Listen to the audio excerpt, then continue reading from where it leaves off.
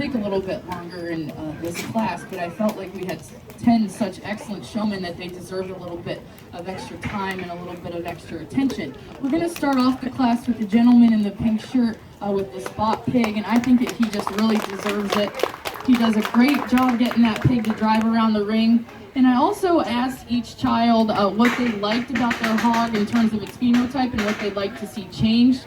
And he knocked it out of the park. He said that he really likes a lot of different things about his hog, including the rib shape, the length of spine. I could quote him on that. Length of spine sound like a little professional livestock judge. And then he said he'd like to see him a little less coarse in that hip-loin junction. Sounds like a little professional livestock judge that has a lot of passion about the hog industry and really is a very, very capable young showman. So let's give him a hand. He did excellent. In second place, we have this young lady here with this crossbred gilt. Again, I think she's probably the second most controlled of everybody out here. And then she also did a pretty good job articulating that question. I just wanted to brush up on some of her terminology in relation to different parts of the pig. And third, we have the gentleman here with the Burke appearing barrow. He does a really nice job. He gets that hog driven around the ring so I can see him from all angles. Certainly, he should be commended on that control he has. Just doesn't quite have the polish as those two first exhibitors. Gentleman here with the black hog, I think does a really nice job also. He does a super job in answering and articulating this question. I just like to see him look a little bit more professional. Although this is a jackpot show, I think we should still have collared shirts. We should still be having a professional appearance when we enter into the show ring. The young lady here in the pink, she just, again, all of these exhibitors were excellent in terms of their showmanship.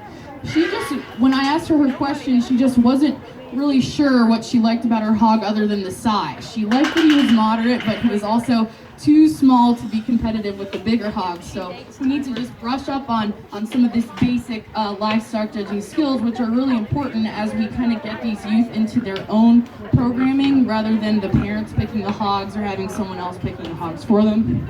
Coming down the line, I think we have two very similar showmen, very controlled. They just need a little bit more eye contact. They need to brush up on the terminology and as we relate it to livestock judging and as we relate it to selecting and managing swine.